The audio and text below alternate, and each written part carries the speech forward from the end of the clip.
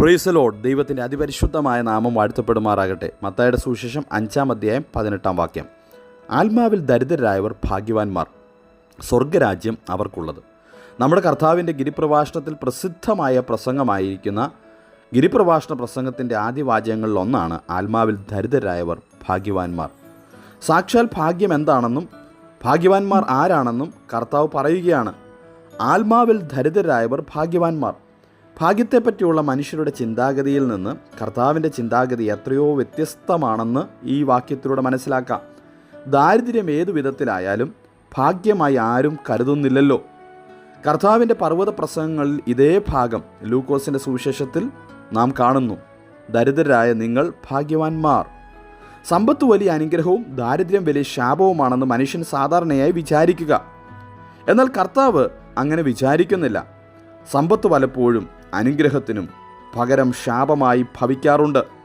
ധനവാൻ സ്വർഗരാജ്യത്തിൽ കടക്കുന്നത് പ്രയാസം തന്നെ എന്ന് കർത്താവ് പറയുന്നു. മത്തായി 19:20. കർത്താവ് പറയുന്നു, ആത്മാവിൽ ദരിദ്രരായവരെ പറ്റി പറയുമ്പോൾ ആത്മാവിൽ ദരിദ്രർ ഭാഗ്യവാന്മാർ. ആത്മാവിൽ ഒന്നുമില്ലാത്തവരെന്നോ ഒന്നുമില്ലാത്തവരല്ല ദരിദ്രർ. ആവശ്യക്കാരനാണ് ദരിദ്രൻ. വളരെ ധനമുണ്ടെങ്കിലും ദരിദ്രരായി ജീവിക്കുന്നവരുണ്ട്. തീരെ ദരിദ്രരാണെങ്കിലും ധനികരായി ജീവിക്കുന്ന പലരും ഈ ലോകത്തിൽ ഉണ്ട്. ഉള്ളതിൽ സംതൃപ്തനായവനാണ് ധനവാൻ. എനിക്കുള്ളത് പോരാ, ഇനിയും വേണമെന്നുള്ള ആഗ്രഹത്തോടെ കഴിയുന്നവനാണ് ദരിദ്രനായവൻ. ആത്മാവിൽ ദരിദ്രൻ ആത്മീയ കാര്യങ്ങളിൽ തനിക്കുള്ളതിൽ തൃപ്തനാകാതെ ഇനിയും വേണം എന്ന ആശയത്തോടു കൂടെ കഴിയുന്ന ആത്മീക കുറവുകളെപ്പറ്റിയുള്ള ബോധം അവന് എപ്പോഴും ഉണ്ടായിരിക്കും. ഒരു സഭ ഇപ്രകാരം പറയുന്നത് വെളിപ്പാട് പുസ്തകത്തിൽ നാം വായിക്കുന്നു. വെളിപ്പാട് പുസ്തകം 3:17. ഞാൻ ധനവാൻ, സമ്പന്നനായിരിക്കുന്നു, എനിക്കൊന്നിനും മുട്ടില്ല എന്ന് പറയുന്നു. മനുഷ്യൻ്റെ ഏറ്റവും വലിയ ശത്രു അഹങ്കാരമാണ്. ധനത്തിലുള്ള അഹങ്കാരം, അറിവിലുള്ള അഹങ്കാരം, ഇങ്ങനെ പലതും എല്ലാം എനിക്കുണ്ട് എന്നുള്ള അഹങ്കാരത്തിൽ കഴിയുന്ന മനുഷ്യരെ നമുക്ക് കാണാം. അവർ ജീവിതത്തിൽ ഒരിക്കലും നന്മയിലേക്കും ലക്ഷ്യത്തിലേക്കും എത്തുകയില്ല. ആത്മാവിൽ ദരിദ്രരായവർ ഭാഗ്യവാന്മാർ. നമ്മുടെ കർത്താവിൻ്റെ ജീവിതകാലത്ത് പരീശന്മാർ എന്നൊരു കൂട്ടരുണ്ടായിരുന്നു. അവർ ആത്മാവിൽ ദരിദ്രരല്ലായിരുന്നു. ആത്മീകമായി വേണ്ടതെല്ലാം അവർക്കുണ്ടെന്നുള്ള ബോധമായിരുന്നു അവരെ ഭരിച്ചിരുന്നത്. കുറ്റബോധം അവർക്കില്ലായിരുന്നു. എന്നാൽ ചുങ്കക്കാരെന്ന് പറയുന്ന മറ്റൊരു കൂട്ടരെ നമുക്ക് കാണാം.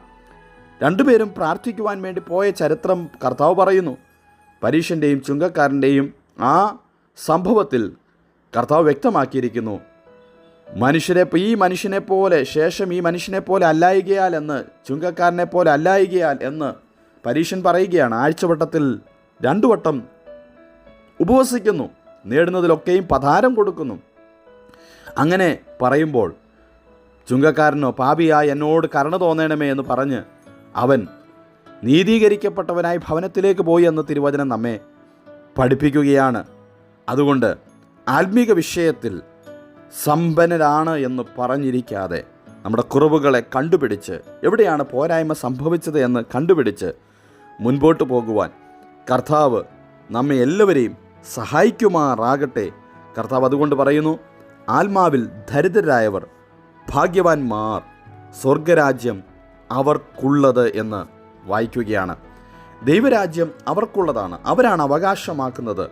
ലോകത്തിന് ധനം സമ്പാദിക്കുവാനുള്ള വ്യഗ്രതയോടുകൂടെ മനുഷ്യർ നെട്ടോട്ടമോടുമ്പോൾ സ്വർഗരാജ്യത്തിൻ്റെ അവകാശിയായി തീരുവാൻ ആത്മാവിൽ ദരിദ്രരായി ജീവിക്കുന്ന ഒരു മനുഷ്യനെ പോലെ നമുക്കും ഇനിയും ആത്മീക വിഷയങ്ങളെ ശരിയാക്കുവാനും നന്നാക്കുവാനുമുള്ളത് നന്നാക്കി മുൻപോട്ട് പോകാം. അതിനായി കർത്താവ് നമ്മെ എല്ലാവരെയും സഹായിക്കട്ടെ.